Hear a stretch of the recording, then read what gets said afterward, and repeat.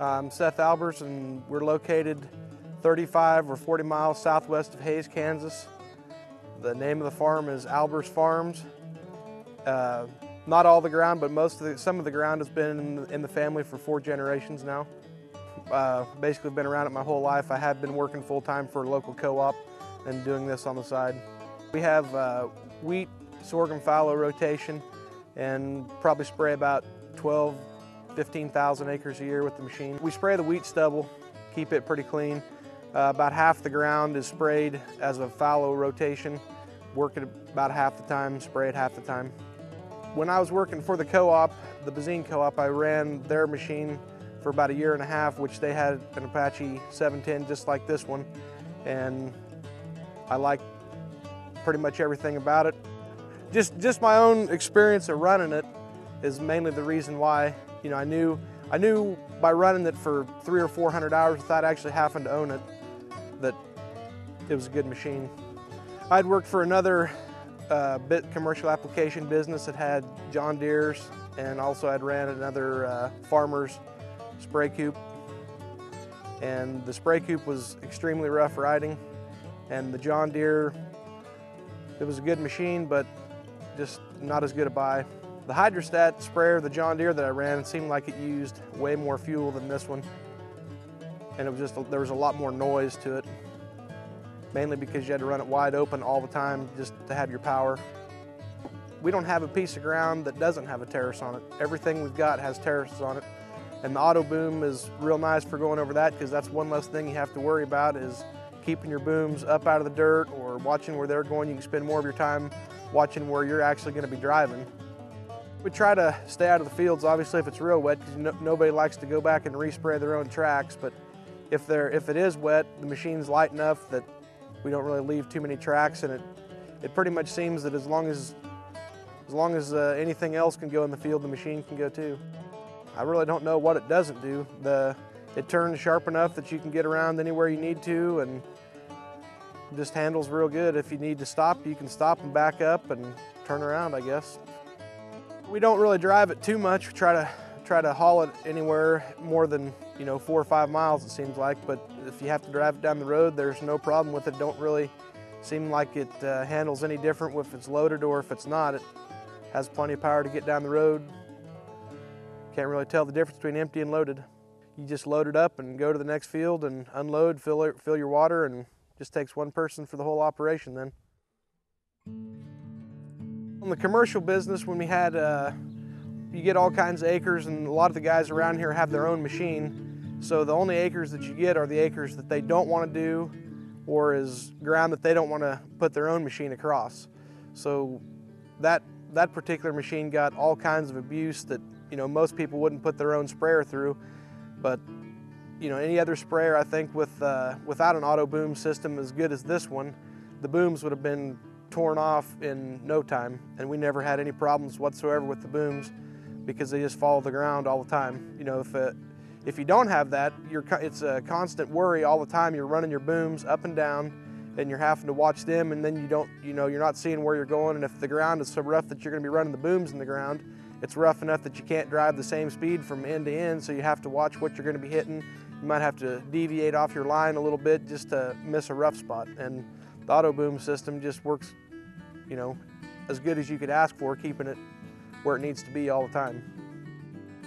We've got the Invisio Pro system, and we don't hardly have any. When you get down at the field, whatever acres that is measured out by, whatever system was used before to measure out the field, that's how many acres you pretty much come up with. So before you go into the field how much you need, and you don't have to mix in a whole bunch of extra for overspray. You just set it where the gallons that you want it to put on, and that's what it puts on.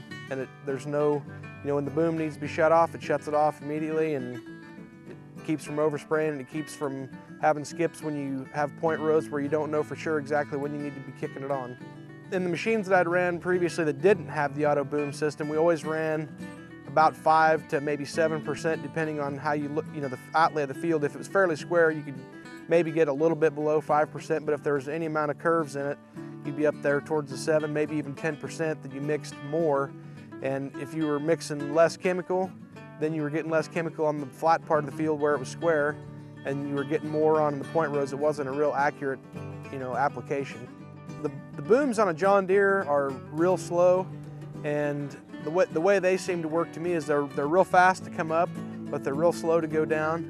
And like, this with the auto boom, if there is a place that you need to raise it manually to get it up and over something, all you got to do is tap it to go back down, and it comes back down at a controlled speed and gets back down to the same level where it needs to be. The John Deere just, it only drops if you're holding the button. So you have to hold the button and watch until you need it to get down, to where the level is that you want to spray at, and then you have to let off. And if you have to be raising this one and lowering this one at the same time, if you're going across uneven terrain, it's just a lot of stuff to watch all the time. You got to be watching both sides at the same time, and you just really can't do that. The visibility is real good. You've got glass everywhere with, just the corners is all that's covered up, and that's very little. And there's nothing restricting your view forward, and that's the main thing, is looking forward, looking out. There's nothing in the middle of the hood or anything like that to block your view. Well, I can tell you, it's almost like a day off when you have to go spray, because you're able to just get in the sprayer, and you don't really have to do a whole lot of things besides just kind of watch where you're going. Everything else is kind of taken care of for you. You got about 10 seconds at each end of the pass to get turned around and get back online, and after that it all takes over. Well, I think it's probably at least 3 times faster than any way we could farm it. There's times that we have been able to cover 500 acres in a day while pulling machinery, but not very often. It takes two guys, takes lots of fuel, and a good day where this thing, you can go out, you can start at 7 in the morning, be done by noon or 1, have 500 acres done, and only one guy had to do anything.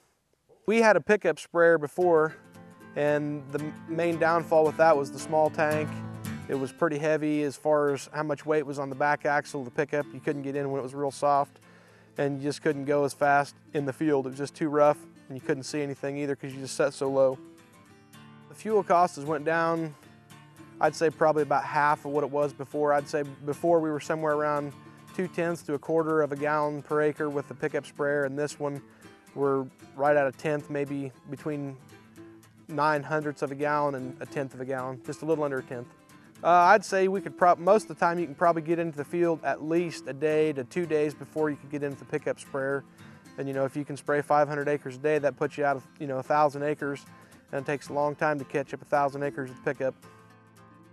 I'd say that most people think if you've got a self-propelled sprayer, you've got a lot of money tied up in your sprayer, but the main thing that it saves you is time. And if you're saving lots of time, there's no replacement for that, no matter how much money you got, because you can't buy more time. And when you're running into bad weather like we've had here the last month, if there's acres that you need to do, if you had a pickup sprayer or a tractor sprayer, you couldn't be getting in anytime soon. And I think we could get in any time with this machine. There's nothing complex about any of the controls in the cab. Every button or every lever has the words basically printed right on it to tell you what it does. So basically anybody that gets in it could drive it.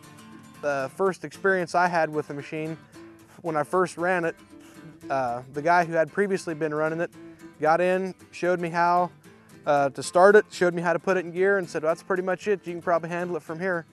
It doesn't take anything. You just, like I said, all the functions have the words and everything right on them, what it does, and if you've ran any kind of sprayer before, you know how to go from there. The ride of the Apache is pretty much comparable even to the John Deere with a 4-wheel independent airbag suspension. The thing that I like with the Apache is if you haul it, unlike the John Deere, you're supposed to let all the air out of the bags before you load it and haul it. So that's, it adds more time that you're having to air that stuff back up when you get to the field. And the spray coupe is not even really in the same ballpark as any other machine as far as I'm concerned. They don't have, it's like there's basically little to no suspension to it. And you ride through the field and it just beats you all day. At the end of the day, you feel, your head's real clear. You don't have a headache or anything from trying to do too many different things, watching too many things and doing too many operations. And physically, you feel like you just sit in a lounge chair all day. There's definitely a lot less clutter than having hydraulic hoses going all over the place. And everything to me seems to me that it's built plenty heavy, because if you can use it in a commercial operation where guys don't want to take their own sprayer through it, and it can hold up for 3 or 4 years and not really have any problems, because it's all component built, and it's all built, you know, kind of from the frame out. It appears to me it's not like they build it piece by piece by piece and they're adding a whole lot of stuff around everything.